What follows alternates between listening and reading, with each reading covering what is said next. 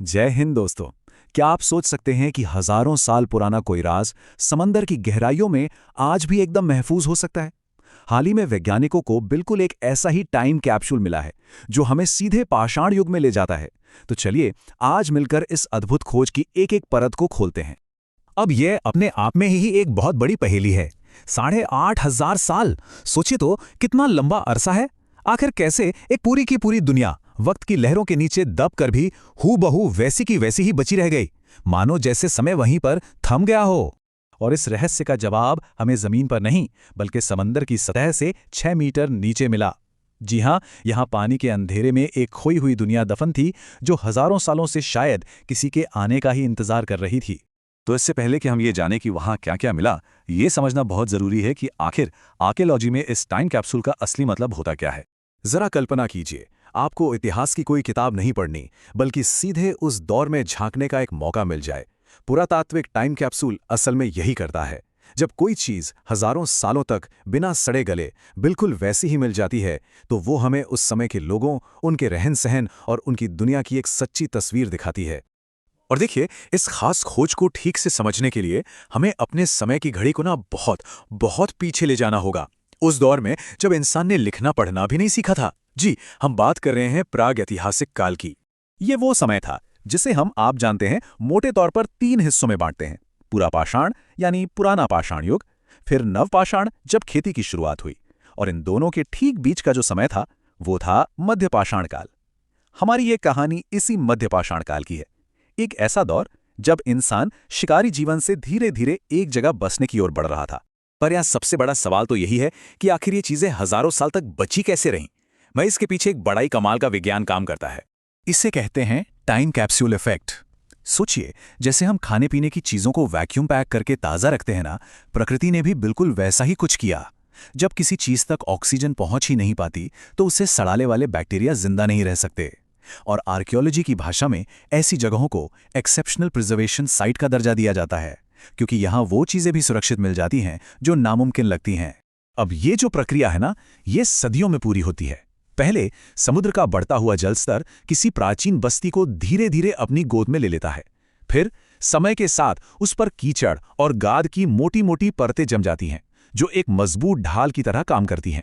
और ये ढाल ऑक्सीजन को पूरी तरह से रोक देती है। बस नीचे दबी हर चीज मानो समय में ही जम जाती है। तो चलिए अब उस असली खजाने पर आते हैं जो हमें मिला है। इस खोज ने हमें 8,500 साल पहले की जिंदगी की आखिर कैसी झलक दिखाई है। यह अविश्वसनीय खोज हुई है डेनमार्क की आरस खाड़ी में। यहाँ आर्कियोलॉजिस्ट को एक पूरी की पूरी बस्ती मिली जो लगभग 8,500 साल पहले पानी में समा गई थी। ये वो समय था जब मिस्र के पिरामिड बनने में भी कई हजार साल बाकी थे। और इस कैप्सूल के अंदर से जो निकला वो तो वाकई हैरान करने वाला था। पत्थर के नुकीले औजार, शिकार में इस्तेमाल होने वाले तीर, जानवरों की हड्डियां, अरे यहाँ तक कि हेजलनट्स जैसे स्नैक्स भी मिले। ये सारी चीजें हमें सीधे सीधे बताती हैं कि वे लोग क्या खाते थे और अपनी जिंदगी कैसे जीते थे। लेकिन इन सब में जो सबसे चौंकाने वाली चीज थी वो थी लकड़ी। आप सोचिए, लकड़ी जैसी चीज हजारों साल में गलकर मिट्टी बन जाती है, पर यहां लकड़ी से बनी चीजें भी लगभग वैसी की वैसी ही मिली जैसे मानो कल ही बनाई गई हों। ये सचमुच में एक असाधारण बात थी।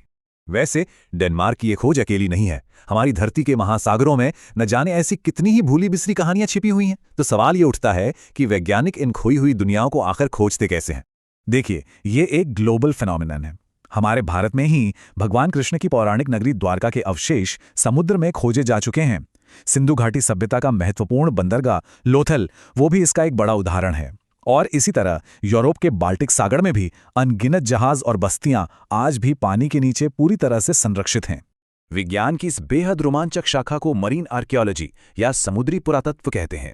ये लोग एक तरह से इतिहास के वो जासूस हैं जो समंदर की गहराइयों में जाकर हमारे अतीत के राज खोलते हैं। और इन जासूसों के पास कमाल के औजार भी होते हैं।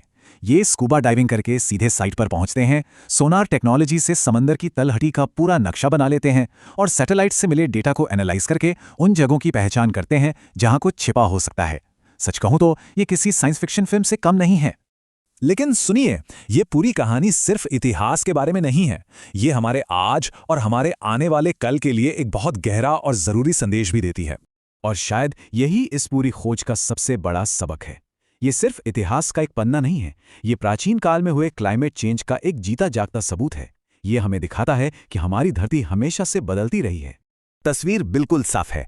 एक तरफ है अतीत, जहां बढ़ते हुए समंदर ने पूरी की पूरी बस्तियों को निगल लिया, और दूसरी तरफ है आज का सच। हमारे आधुनिक तटीय शहर जैसे मुंबई, चेन्नई और कोलकाता आज बिल्कुल उसी खतरे का सामना कर रहे हैं। इतिहास हमें चेतावनी दे रहा है कि वो खुद को दोहरा सकता है। हालांकि ये काम बिल्कुल भी आसान नहीं है। इसमें इस्तेमाल होने वाली टेक्नोलॉजी बहुत महंगी है, और सबसे बड़ी चुनौती तो ये है कि जैसे ही हजारों साल पुरानी किसी चीज़ को पानी से बाहर निकाला जाता है, हवा के संपर्क में आते ही वो खराब होने लगती है। ये एक दौड़ की तरह है, समय के खिलाफ। तो आखिर में हम इस एक सच पर पहुंचते हैं कि मानव सभ्यता और जलवायु का रिश्ता अटूट है। ये आपस में गहराई से जुड़े हैं।